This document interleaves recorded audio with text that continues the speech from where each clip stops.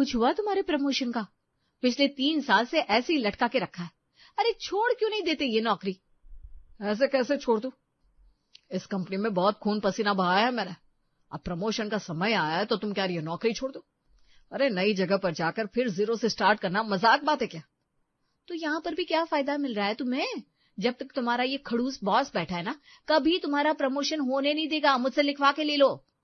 रवि और मोनिका भी बात कर रहे थे कि तभी रवि के दोस्त मनोज का फोन उसके पास आता है। अरे भाई, तुझे कुछ पता लगा? किस बारे में? मैं कुछ समझा नहीं। कुछ हुआ है क्या? अरे हमारे ऑफिस की पनौती सक्सेना का ट्रांसफर हो गया। सक्सेना गया और अब उसकी जगह एक लेडी बॉस आ रही है। मैं तो बस यही दुआ मना रहा हूँ कि नई बॉस कम से कम सक्सेना की तरह ना हो। अरे यार, ये तो तूने बड़ी अच्छी खबर सुनाई भाई। कम से कम उम्मीद तो कर ही सकते हैं, वरना सक्सेना की शक्ल देखकर तो लगने लगा था कि इस जन्म में हमारा कभी कुछ हो ही नहीं पाएगा। इसे भगवान का इशारा समझो कि तुम्हें ऊपर वाले ने अपनी किस्मत चमकाने का एक सुनहरा मौका दिया है।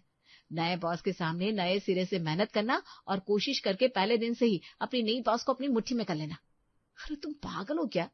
सुना नहीं मनोज ने क्या बताया? इस बार बॉस बनकर कोई आदमी नहीं औरत आ रही है। और तुम क्या चाहती हो? लेडी बॉस के आगे पीछे घूमकर पूरे ऑफिस में चर्चा का विषय बन जाओ?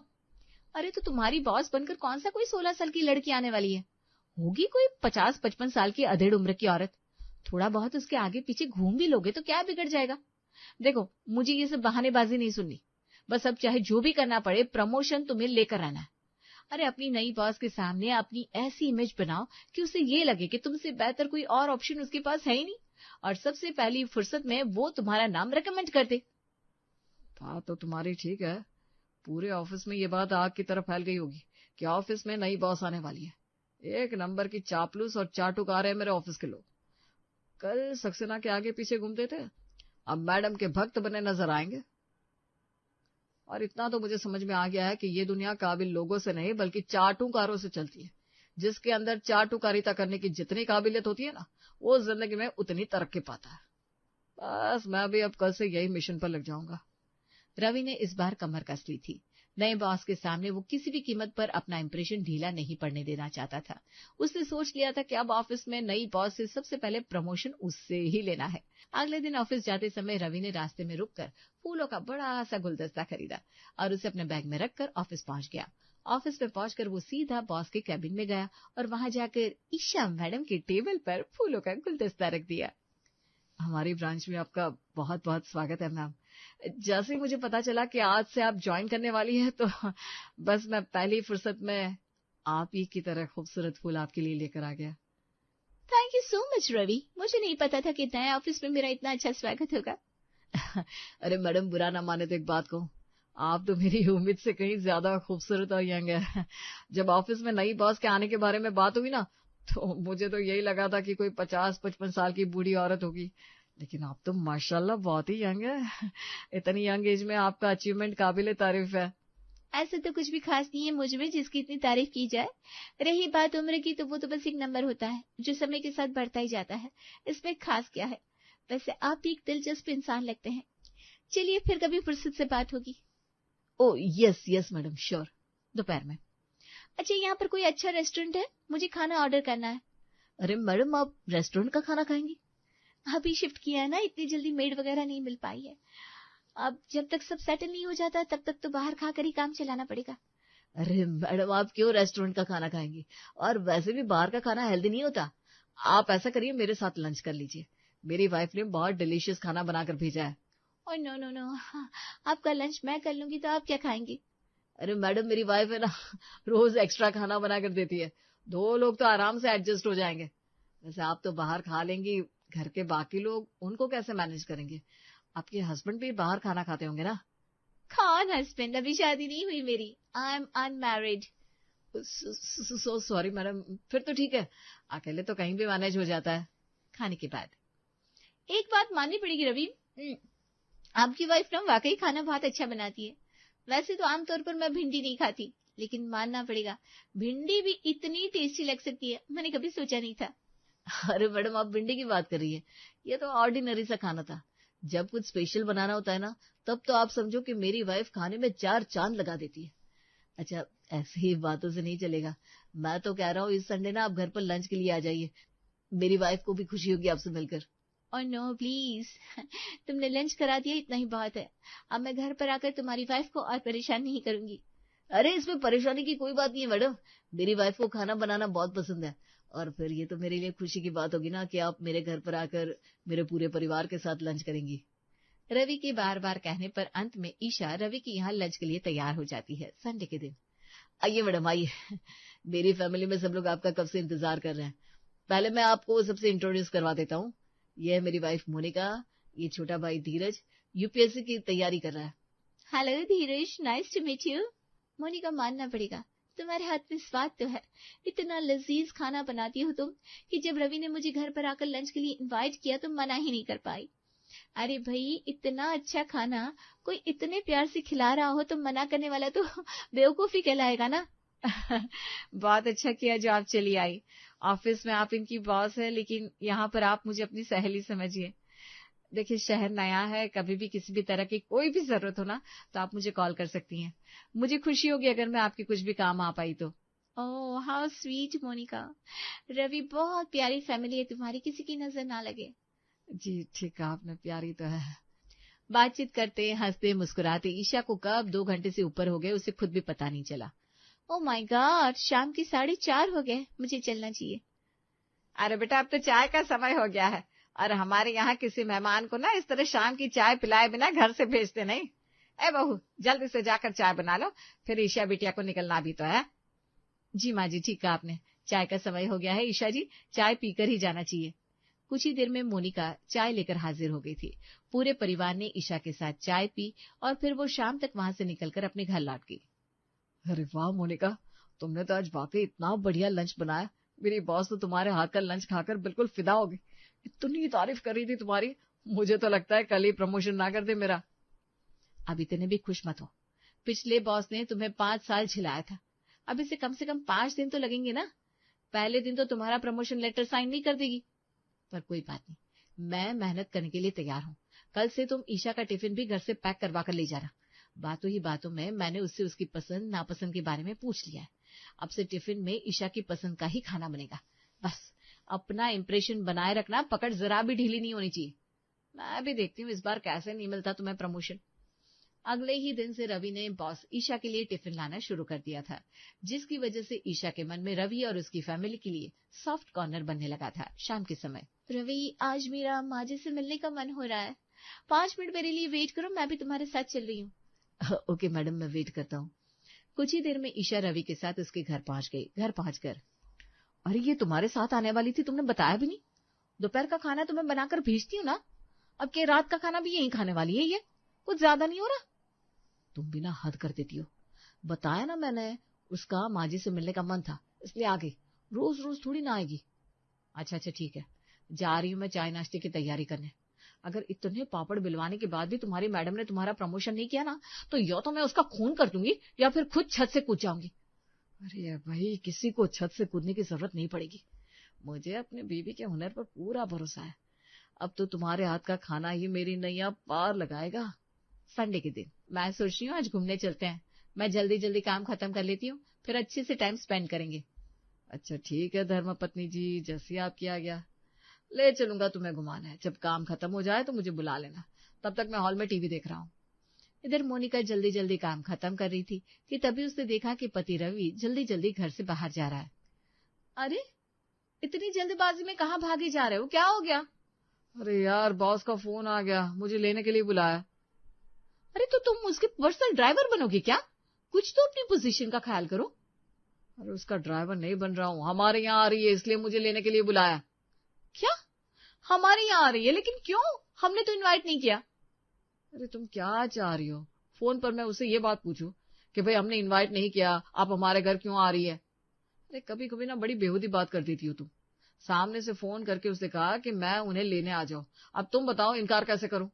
मोनिका रवि के जाने की बात सोचती है, ये ईशा मैडम का कुछ ज्यादा नहीं हो रहा? मुझे ऐसा क्यों लग रहा है कि ये जानबूझकर मेरे पति से चिपकने की कोशिश कर रही है। ऑफिस में चाय लंच रवि के साथ बैठकर ही करती है, हर वीकेंड पर घर आ जाती है, और आजकल तो ऐसा लग रहा है कि वो हमारे घर आने के बहाने ढूंढ रही है। ऑफिस में 8 घंटे साथ में काम करके पेट नहीं भरता इसका, जो घर पर भी पीछा नहीं छोड़ती मेरे पति का।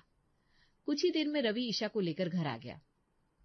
माँ जी, ये साउथ सिल्क की साड़ी है, मैंने स्पेशली आपके लिए मंगवाई है, मेरी सहेली के पास से, केरला से।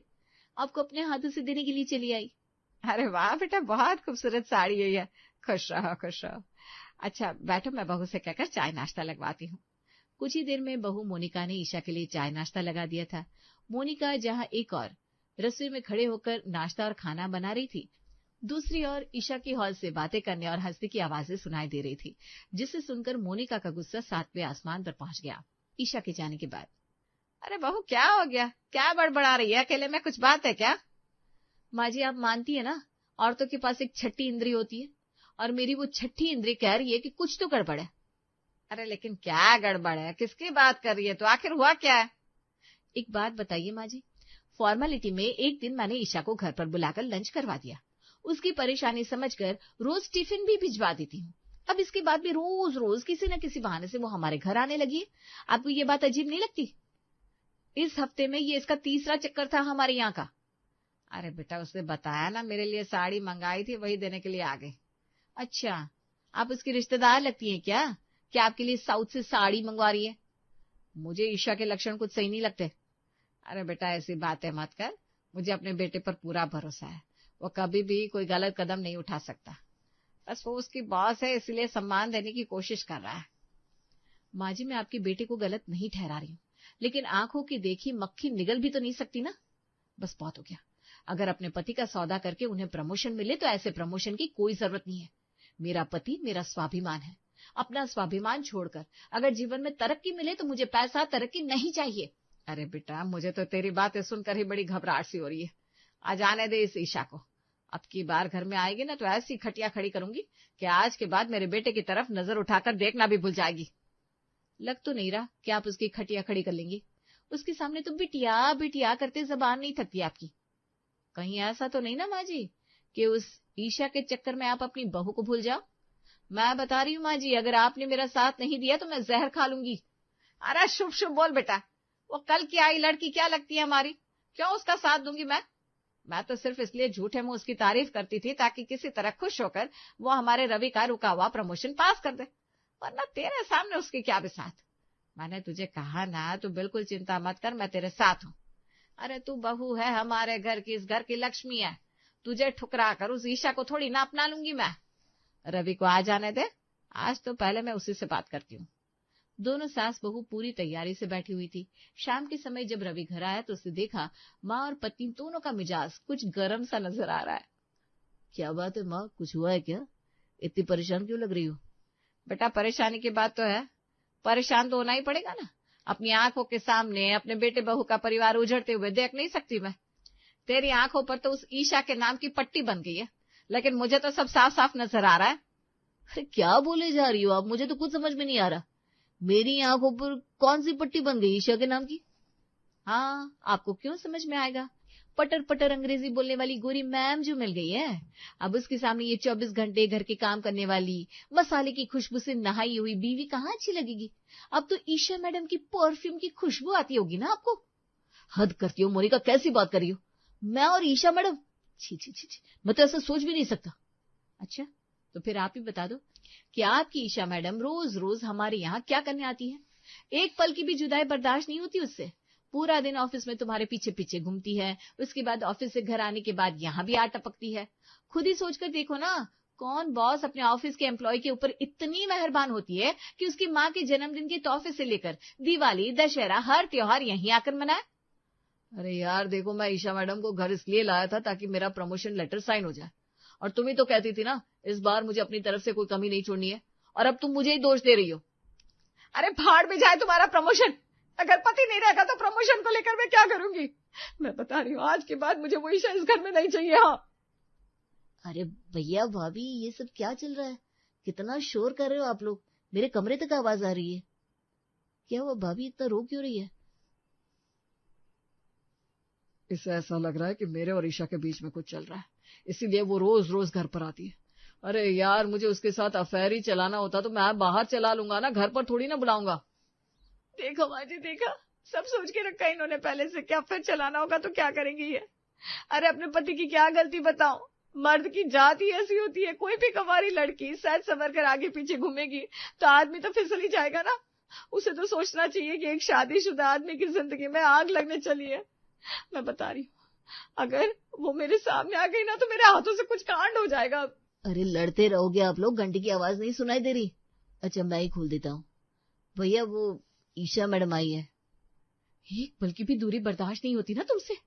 अच्छा चलो बताओ, आज क्या बहाना है तुम्हारे पास घर आने का? तुम्हें क्या लग रहा है मेरे पति का इतने सालों से प्रमोशन नहीं हुआ तो प्रमोशन की लॉलीपॉप दिखाकर मेरे पति को हड़प लोगी तुम? मैं एक पतिव्रता औरत हूँ। अरे भाड़ में जाए तुम्हारी नौकरी। रवि कल रिजाइन कर देंगे, आज के बाद इस घर पर कभी नजर मत आना। लेकिन तुमसे किसने कहा कि मैं यहाँ रवि से मिलने आती हूँ? क्या मतलब? तो क्या माँ जी के पैर दबाना आती हो? एक्चुअली मुझे धीरज पसंद है और मैं उससे शादी करना चाहती हूँ, इसलिए आज मैं उसे प्रपोज करने आई थी। लेकिन आप लोग ये सब क्या बोल रहे हो? अरे कुछ नहीं ईशा बेटा, आओ आओ अंदर आओ, अंदर बात करते हैं। तो बताइए माँ जी कि आपको हमारा रिश्ता स्वीकार है? धीरज बेटा, तू जैसा कहेगा वही होगा। मुझे मंजूर है, लेकिन पहले अरे बाबा, रवि के प्रमोशन लेटर पर सक्सेना जी जाते हुए साइन करके चले गए और एक हफ्ते में उनका प्रमोशन भी हो जाएगा। उसके लिए मेरी कोई जरूरत नहीं थी। हमारा रिश्ता प्रमोशन के सौदे पर नहीं, प्यार के संबंध पर बने तभी अच्छा होगा। ईशा की बात सुनकर सबकी खुशी में चार चांद लग गए थे और फिर धूमधाम से धीरज और ईशा की शादी हो जाती है।